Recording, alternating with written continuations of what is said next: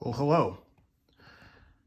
So this is my first video in a series about Mercedes-Benz circa 1987. After some looking and kind of thinking about it, I've kind of wondered if the 1987 lineup, also the year of my birth, was maybe the best lineup Mercedes-Benz had ever assembled. Now let's think about Mercedes then versus now. They had a much more simplified lineup. If you see here, you have, in the big part of the picture, you have the almighty 560 SEC, the full-size S-Class coupe. You have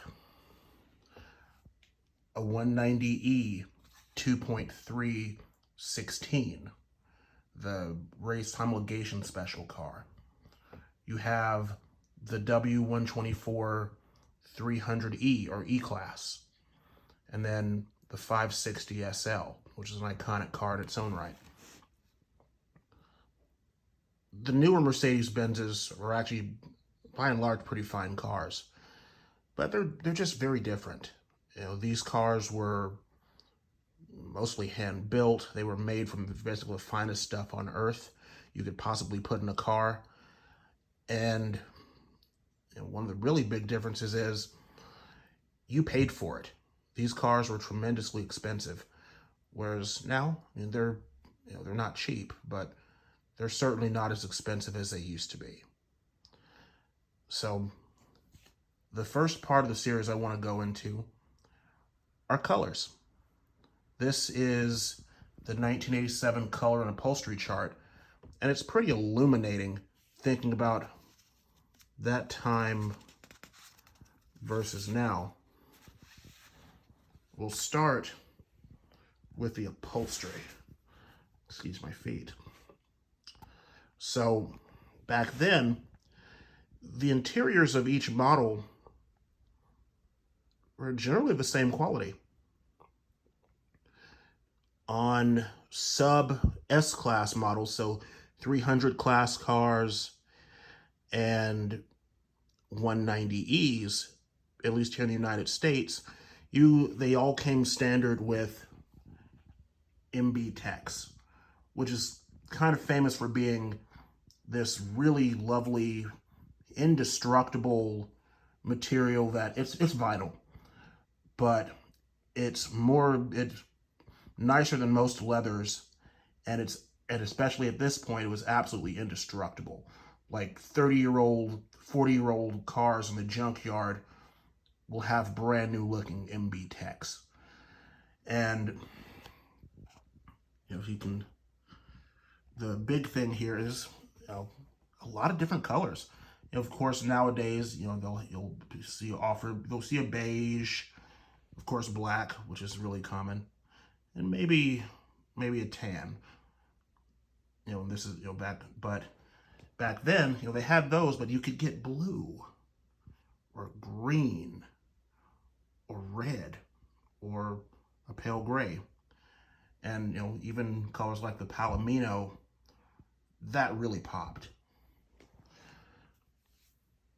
Alternatively, you could pay extra for leather, which in these cars, was marginally softer and smelled better, but you really didn't get much else for your money. But it did come standard in the S-Class cars. So, of course, black, all the same colors were available. But in S-Class cars, and specifically for S-Class cars, you could also get a dark brown. And then, fairly rare in the United States, I can count on one hand the amount I've actually seen in the metal, but you could also order at additional costs on all Mercedes models velour. And the cool thing about this little piece here is it actually has like real actual pieces, and you can feel it, feel the texture. It's pretty neat. But again, here's all the colors and even the little kind of perforated stripes that were part of it. And then here's the real mother lode. Look at all of these colors. There are, at my count, see, 14, 15, 16, 17, 18, 19, 20, 1, 2, 3, 4, 5, 6, 26 colors. And we're not talking about, you know, the Desenio package or some garbage like that. This is just what came, these are just the regular colors. I mean, yeah, you know, then as now, you had to pay extra for metallic paint, but look at this range. I mean, you could, you know, and it's a little unfair that people say, oh, all cars are silver, black, and gray now, because they, you know, you can get some color, but look at this range.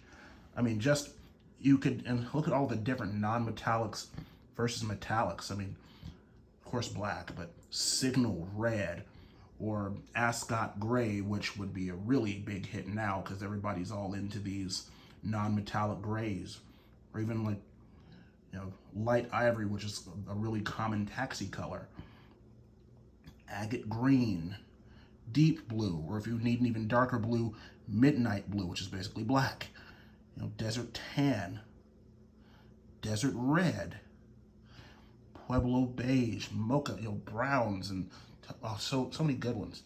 And then when you get into this rainbow of metallics, I mean, look at this. Look at the seafoam green, you know, diamond blue. I mean, how many, look at all these great colors. And even, you have some classics like smoked silver, or, you know, my favorite probably from this, I like diamond blue. I really love pearl gray. I know it's stereotypical for the age, but I really love pearl gray. That looks good. It's like a shark skin suit. Or, yeah, I mean, just what an array. It's almost kind of hard to choose, but I'd say I'm basically tied between the desert red, which I would put over cream beige, or ascot gray, which I would put over gray. What are your thoughts? Like and, you know, let me know what you think. Bye.